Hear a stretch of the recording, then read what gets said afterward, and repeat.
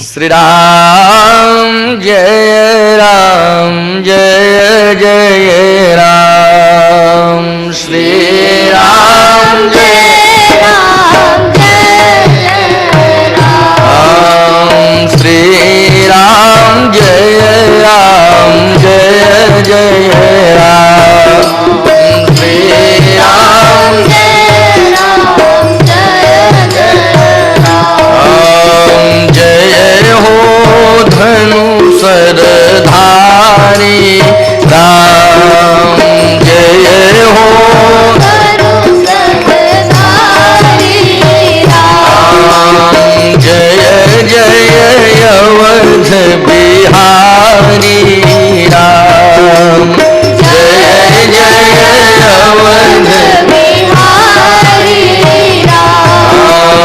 श्री राम जय राम जय जय राम। श्री राम जय राम जय जय राम। कौशल्या के प्यारे राम। कौशल्या के प्यारे राम। दशरथ राज दुलारे राम। दशरथ राज दुलारे राम। संतों के रखवारे राम। संतों के रखवारे राम। भक्तन प्राण प्यारे राम। भक्तन प्राण प्यारे राम।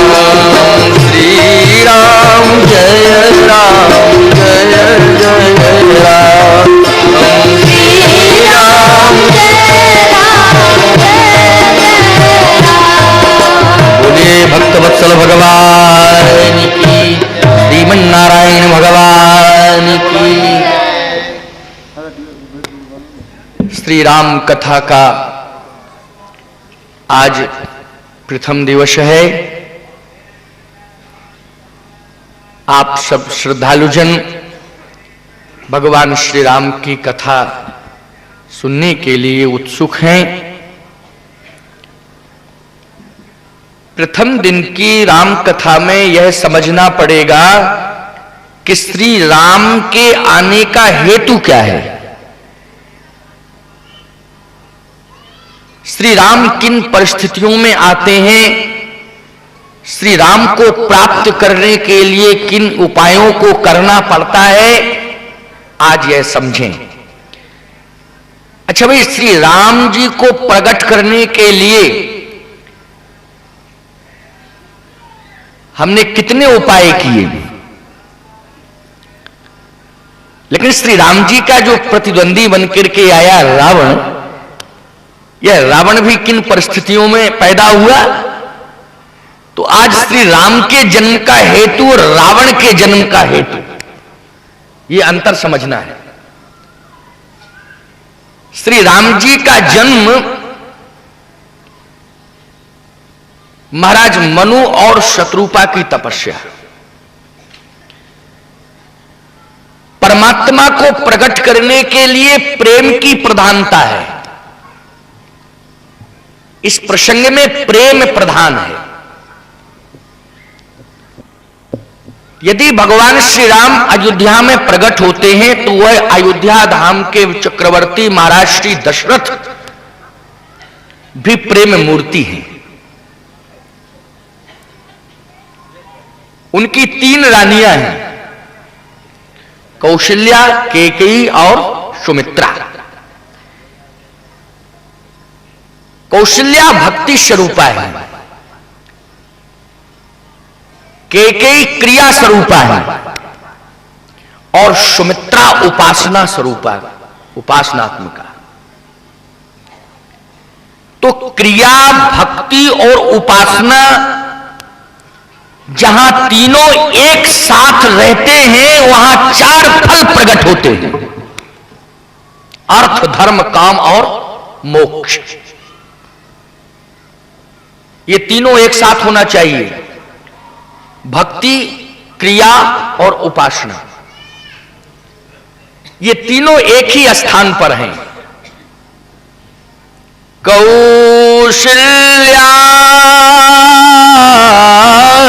नार प्रिय सवयाचरण पुनीत, पति अनुकूल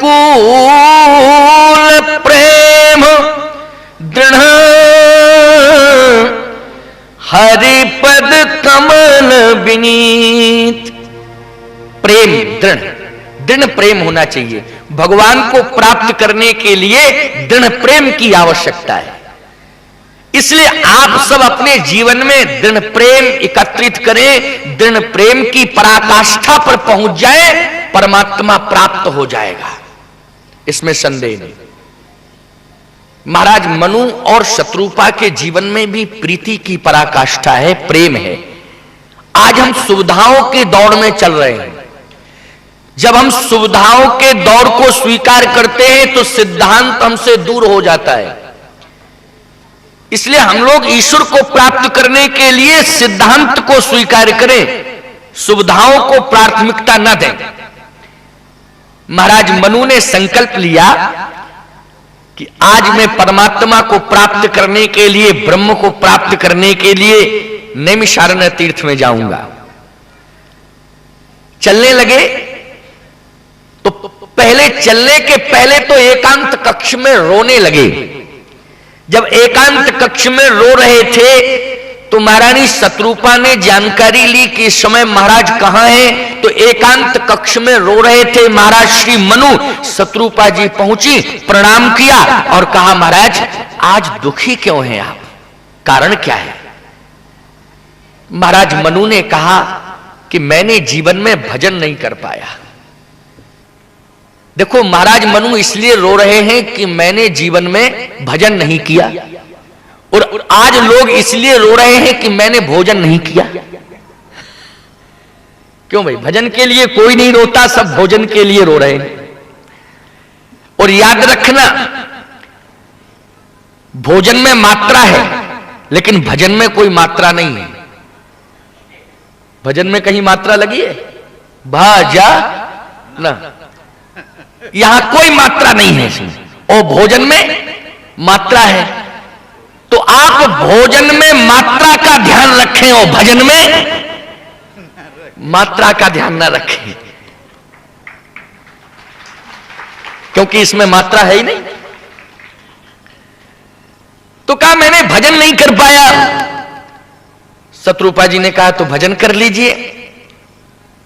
कहा पहले बेटे को बुलाओ और बेटे को ये राजपाट दे दें, इसके बाद भजन करें। तो जब बेटे को बुलाया गया तो बेटा भी कैसा होना चाहिए? देखो पुत्र कैसा होना चाहिए, आज की श्री राम कथा से यह समझ लीजिए। पुत्र कैसा होना चाहिए? जैसे ही मनु जी ने अपने पुत्र को बुलाया तो पुत्र ने हाथ जोड़ करके कहा, पिताजी आज्ञा करें। महाराज मनु ने कहा कि मैं तुम्हें राजा बनाना चाहता हूं। बेटे ने कहा कि आप जब तक जिंदा हैं तब तक मैं राजा नहीं बनूंगा, आपकी आज्ञा का पालन करते हुए राज्य का संचालन तो करूंगा लेकिन राजा नहीं बनूंगा। महाराज मनु ने कहा कि मैं राज्य दूंगा। बेटे ने कहा मैं लूंगा नहीं। मनु जी कहते मैं दूंगा, बेटा कहता मैं लूंगा नहीं। वो आज का बेटा जबरदस्ती मालिक बनना चाहता है। बोलो बनना चाहता है कि नहीं? हमारे यहां एक नियम है कि पिता के मरने के बाद कपाल क्रिया का विधान है। यहां इस होता होगा उड़ीसा में कपाल क्रिया, कपाल क्रिया का विधान है। और वह कपाल क्रिया कौन करता है? पुत्र। लेकिन ईमानदारी के साथ आप बताएं, अखबारों में आप रोज पढ़ते हैं, वैसे नियम यह है कि पिता के मरने के बाद पुत्र पिता की कपाल क्रिया को करता है। आज का पुत्र जिंदगी में पिता की कपाल क्रिया करने लगता है। बोलो जिंदा में कर रहा है कि नहीं? केवल धन के पीछे, स्वार्थ के पीछे, लालच के पीछे। श्री राम कथा से संदेश मिल रहा है, महाराज मनु ने अपने बेटे को बुलाया, कहा बेटा राज्य ले लो। बेटा कहता है पिताजी जब तक आप जीवित हैं तब तक हम राज्य को स्वीकार नहीं करेंगे, आपकी आज्ञा का पालन करते हुए राज्य का संचालन तो करेंगे लेकिन राज सिंहासन को स्वीकार नहीं करेंगे। यह है मर्यादा। गोस्वामी जी कह रहे हैं बरबस, बरबस मानी है जबरदस्ती। बरबस मानी क्या है? जबरदस्ती। बेटा लेना नहीं चाहता है, बाप देना चाहता है। बरबस राज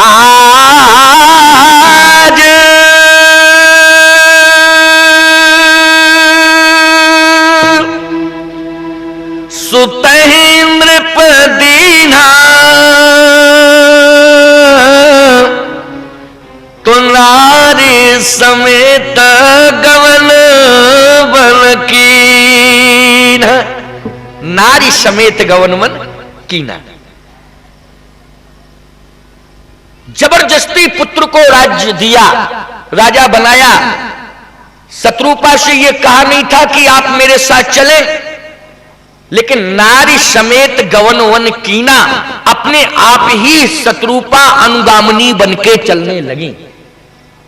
पत्नी का धर्म कहता है कि वह सदा पति के पीछे चले और उस परिवार का हालचाल मत पूछा करो। जहां पति आगे चल रहा हो उसके पीछे पत्नी चल रही हो, उससे ये मत पूछो कैसा तुम्हारा हाल है। अरे जिसकी चाल अच्छी है उसका हाल अच्छा होगा। क्यों भाई? जिसका चाल अच्छा है उसका हाल अच्छा होगा, क्योंकि पति आगे चल रहा है और पत्नी पीछे चल रही है। अरे हाल अगर पूछना है तो उसका पूछो कि जहां पत्नी आगे चल रही हो और पति पीछे पीछे भाग रहा हो, उसका हाल पूछो। चाल से हाल पूछना चाहिए, हाल से चाल नहीं पूछना चाहिए। समझे कि नहीं? यहां देखें आप कितनी सुंदर चाल है। बर बसराज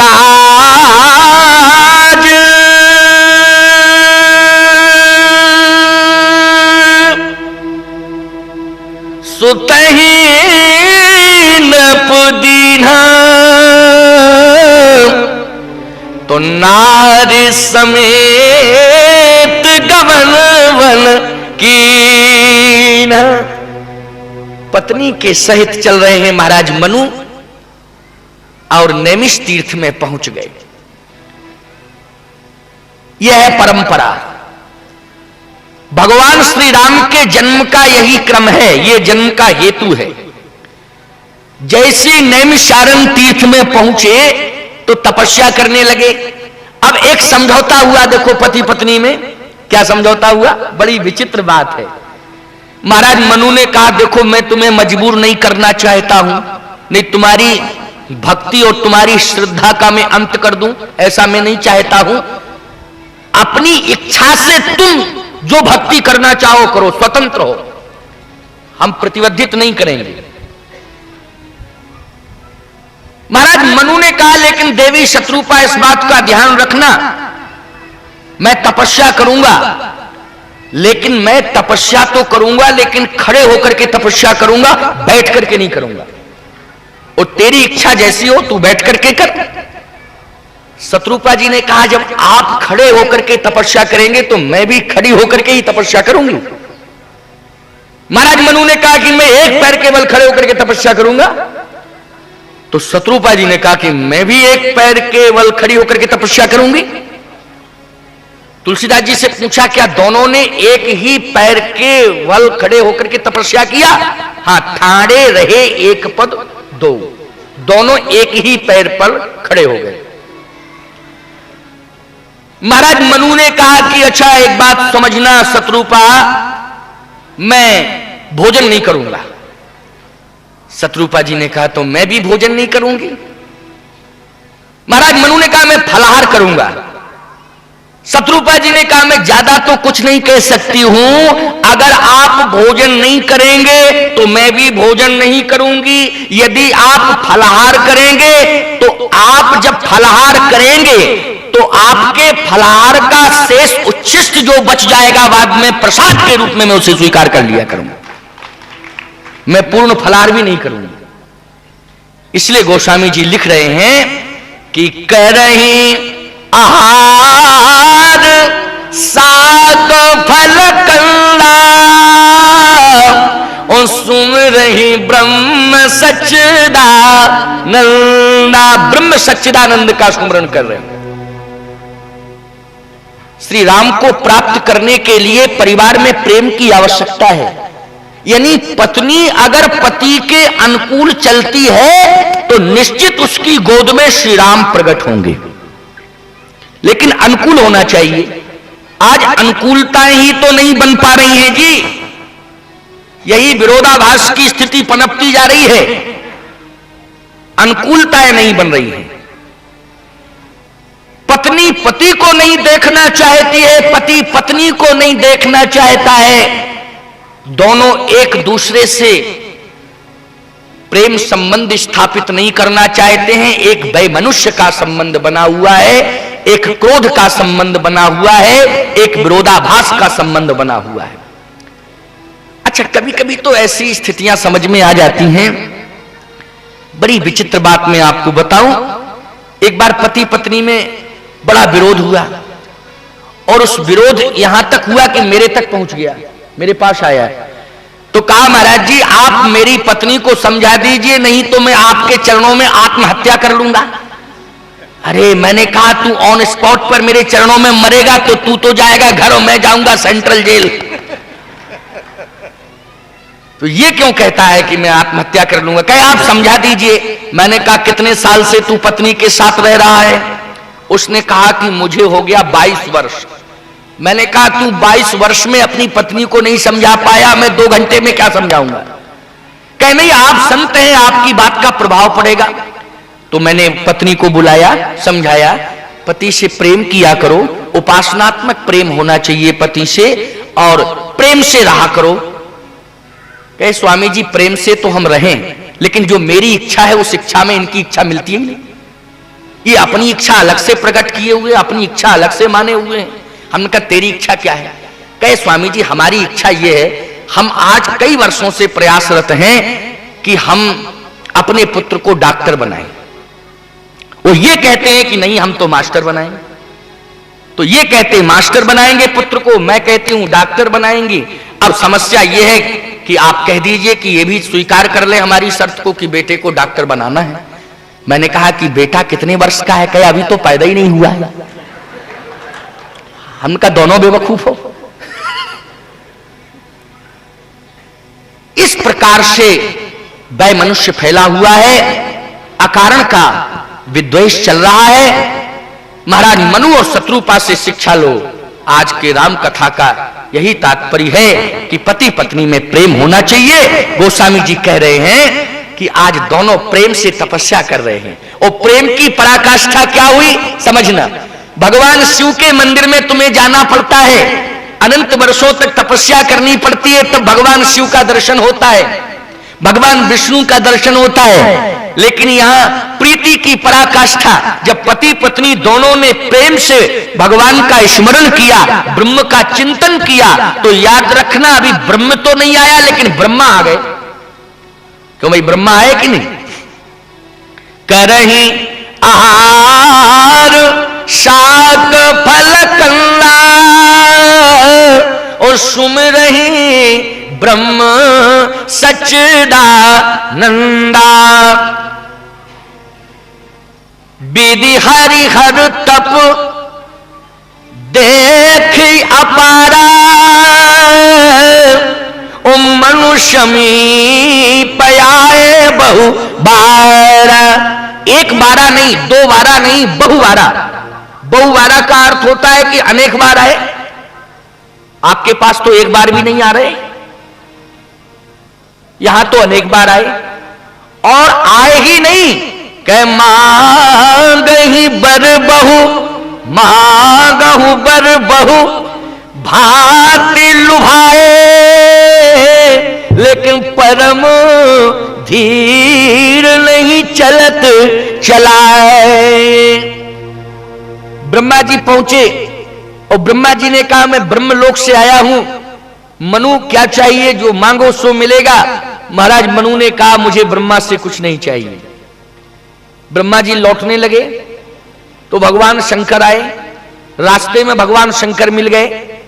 भगवान शंकर ने कहा ब्रह्मा जी कहां गए हुए थे? कहा नैमिषारण्य तीर्थ गए थे। कहे नैमिषारण्य तीर्थ में दर्शन करने गए थे कि और किसी के लिए गए थे? कहे कि एक भक्त बैठा है तपस्या कर रहा है, उसको वरदान देने के लिए गया था, लेकिन 2 घंटे खड़ा रहा, उसने देखा ही नहीं। तो मुस्कुरा करके भगवान शंकर ने कहा कि गए क्यों थे? कहे आप कहां जा रहे हैं? भगवान शंकर ने कहा मैं वहीं जा रहा हूं। क्यों जा रहे हैं आप? कहे उसको वरदान देने के लिए। कहे जब हम 2 घंटे खड़े रहे तो आप अपना प्रतिष्ठा खराब क्यों कर रहे हैं? आप वापस लौटो। वो किसी की ओर देखने नहीं चाहता है। भगवान शंकर ने कहा ब्रह्मा आपकी लोकप्रियता में और मेरी लोकप्रियता में बहुत अंतर है। 5.5 लाख ग्रामों में ऐसा कोई ग्राम नहीं होगा जहां 2-4 मंदिर मेरे एक गांव में ना बने हों। और पूरे भारत में अगर खोजा जाए तो बहुत कम मात्रा में। क्यों भाई? इधर पुष्कर चले जाओ तो भगवान ब्रह्मा का दर्शन हो जाएगा, ब्रह्मा जी का मंदिर बना होगा। क्यों भाई? और भी छोटी पूरी जगह में कहीं किसी ने बनवा रखा हो, लेकिन विचार करना 5.5 लाख ग्राम हैं इस भारत देश में, ऐसा कोई ग्राम होगा जिसमें 2-4 मंदिर भगवान शंकर के न बने हो? बोलो। और बहुत जल्दी प्रसन्न भी हो जाते हैं भोले बाबा, इतने जल्दी प्रसन्न हो जाते हैं। एक बार तो एक व्यक्ति मेरे पास आया और उसने कहा महाराज जी मैं बड़ा दुर्भाग्य हूं। मैंने कहा क्यों? क्या मेरे गांव में 2-2 एकड़ जमीन वाले लड़कों की शादियां हो गई और मेरे पास 100 एकड़ जमीन है और 46-47 साल का हो चुका हूं, अभी तक विवाह नहीं हुआ और किसी बात की कोई कमी नहीं। तो आप मुझे ऐसा आशीर्वाद दो कि मेरा विवाह हो जाए, कम से कम वंश परंपरा नष्ट ना हो, इसलिए आप आशीर्वाद दे दो। मैंने कहा कि तू मेरे पास आया, मेरे कोटे में ये प्रावधान है ही नहीं। क्यों भाई? इसलिए ऐसे के पास जाओ जहां विवाह वाला कोटा हो, वहां से मिलेगा। तो कहे महाराज ऐसे कौन है? हमने कहा एक काम करो, देवता तो सब बहुत अच्छे अच्छे हैं, लेकिन भगवान शंकर बड़े दयालु कृपालु हैं, आशीर्वाद दे देंगे तुम्हारा काम हो जाएगा।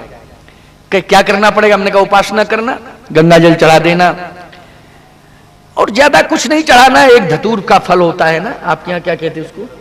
धतूरा बोलते? दूधरा। दूधरा का फल हमको चढ़ा देना और बस ध्यान करना। 1 दिन नहीं, 2 दिन नहीं, तीसरे दिन भगवान शंकर प्रकट हो जाएंगे और आशीर्वाद दे देंगे, विवाह हो जाएगा तेरा।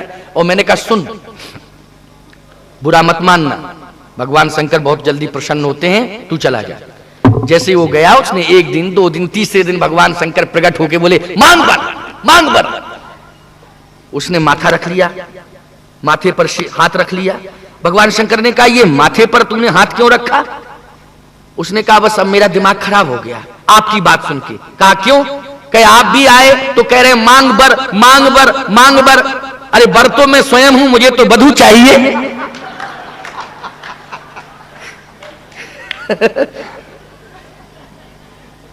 वो वापस मेरे पास आ गया। जैसे मेरे पास आया, कहे महाराज जी भगवान शंकर ने भी बर की बात कही, इसलिए अब लगता है कि मेरा विवाह नहीं होगा, मैं बर ही बना रहूं, ऐसा ही बना रहूंगा, बर ही, विवाह नहीं होना है। मैंने कहा सुन, जमीन जायदाद प्रॉपर्टी से विवाह नहीं होते, ये भी एक संयोग होता है और ये ब्रह्मा के यहां से विधान होता है, इसलिए परेशान मत हो और ऐसा मत सोच कि 2 एकड़ वाले का विवाह हो गया, मेरे पास 100 एकड़ जमीन है। मैंने कहा जो देश का प्रधानमंत्री बना रहा अटल बिहारी, वो 78 साल का हो गया, अभी तक उसका विवाह नहीं हो पाया। और जो राष्ट्रपति बना बैठा है कलाम, उसकी उम्र भी 78 वर्ष की हो चुकी, लेकिन अभी तक विवाह नहीं। हम कि विवाह को बहुत सस्ता मत समझा करो, इसलिए अपने भाग्य को दुर्भाग्य में मत बदलो। अब तेरा विवाह नहीं हुआ है तो आ मेरे पास आ जा, मैं तुझे अखाड़े में भर्ती कर लूं अपनी। तो कहने का तात्पर्य मेरा यह है कि प्रेम होना चाहिए, पति पत्नी में प्रेम होना चाहिए। आज महाराज मनु के पास ब्रह्मा पहुंचे, भगवान शंकर पहुंचे, विष्णु भगवान भी पहुंचे, लेकिन ये तीनों पहुंचे, अंत में स्थिति क्या बनी? मांगहु बर बहु भात लुभाए, लेकिन परम धीर नहीं चलत चलाए। स्थिति क्या हो गई?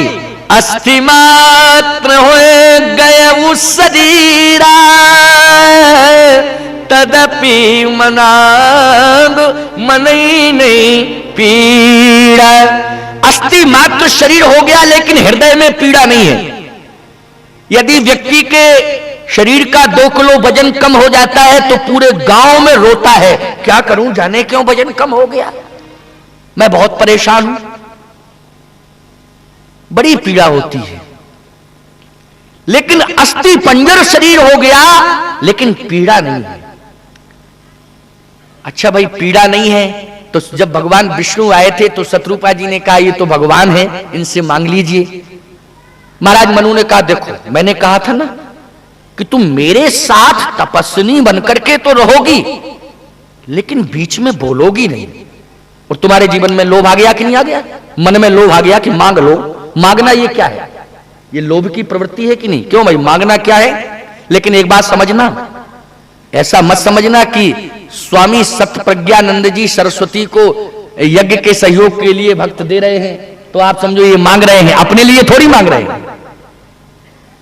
पंडित मदन मोहन मालवीय ने हिंदू विश्वविद्यालय का निर्माण कराया और पूरे देश से मांगा था, लेकिन अपने लिए मांगा था।